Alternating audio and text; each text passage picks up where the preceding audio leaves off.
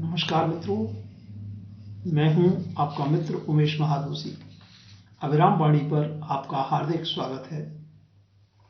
हम सब जानते हैं कि समकालीन लघुकथा आज साहित्य की केंद्रीय विधा बन चुकी है।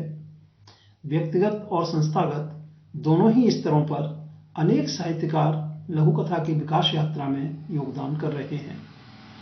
अत्यंत सुखद और सकारात्मक बात यह है कि मूल रूप से अन्य विधाओं में सृजनरत रचनाकार अपने अनुभवों, तकनीक और रचनात्मकता के साथ आज बड़ी संख्या में लघुकथा सृजन से जुड़ रहे हैं। इस तरह लघुकथा में नई पीढ़ी का बहुआयामी विस्तार हुआ है, जिसमें अन्य विधाओं के वरिष्ठ रचनाकारों के अनुभवों की संपत्ति भी शामिल है। समय के साथ लघुकथा के महत्व और आवश्यकता को समझते हुए ऐसे जिन लेखकों ने प्रमुखतः 21वीं सदी में लघुकथा को समृद्ध करने का काम किया है, उनका योगदान अलग से रेखांकित किया जा सकता है। ऐसे लेखकों सहित नई पीढ़ी के लघुकथाकारों की प्रतिनिधि लघुकथाओं को लेकर हम इस नई पीढ़ी की लघुकथाएं कार्यक्रम में अविराम वाणी के मंच पर उपस्थित हैं। इस मंच पर सहभागिता करने वाले सभी मित्रों का स्वागत है, अभिनंदन है। इस कार्यक्रम में प्रत्येक रविवार को अधिकतम 2 लघुकथाएं प्रसारित की जाएंगी। इनमें प्रसारण हेतु सीधे प्राप्त लघुकथाओं के साथ हम अपनी अन्य योजनाओं में शामिल की गई कुछ लघुकथाओं का उपयोग भी करने का यथासंभव प्रयास करेंगे। अनूठी लघुकथाएं कार्यक्रम के स्थान पर नई पीढ़ी की लघुकथाएं कार्यक्रम अगली सूचना तक जारी रहेगा।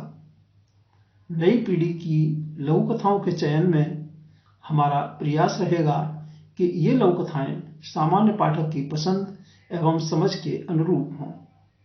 तो आइए हम आरंभ करते हैं कार्यक्रम नई पीढ़ी की लघुकथाएं। आज की प्रस्तुति में शामिल है नई पीढ़ी की एक प्रतिनिधि लघुकथा, जिसका शीर्षक है धूल छट गई। डॉक्टर ऋचा शर्मा जी की इस लघुकथा का वाचन उमेश महादोशी यानी मेरे द्वारा किया जा रहा है। तो प्रस्तुत है सुश्री डॉक्टर ऋचा शर्मा जी की लघुकथा धूल छट गई। दादाजी, आपकी छत पर पतंग आई है, दे दो ना। दादाजी छत पर ही ठहर रहे थे। उन्होंने जल्दी से पतंग उठाई और रख ली। हाँ, यही है मेरी पतंग, दादाजी दे दो ना प्लीज, वह मानो मिन्नतें करता हुआ बोला।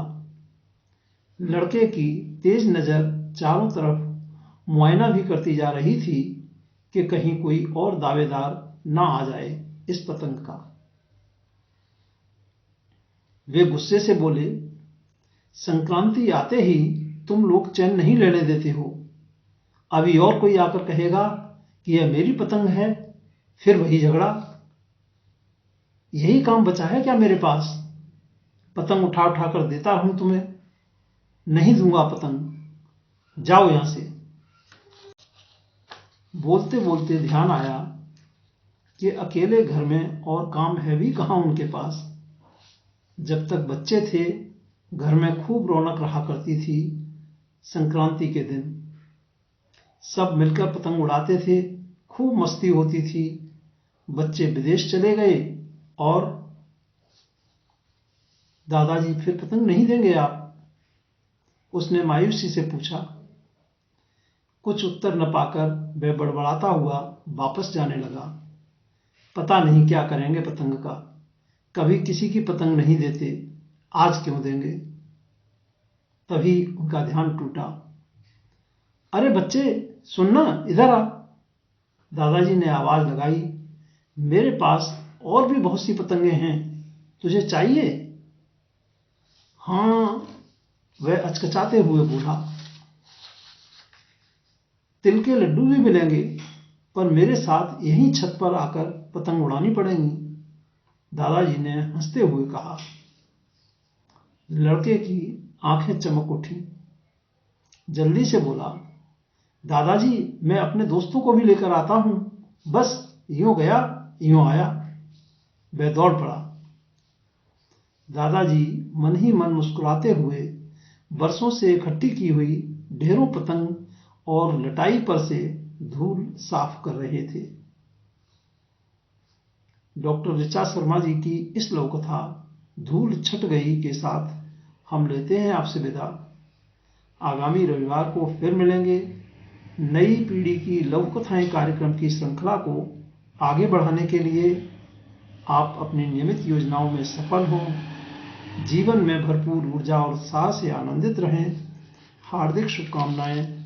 नमस्कार मित्रों।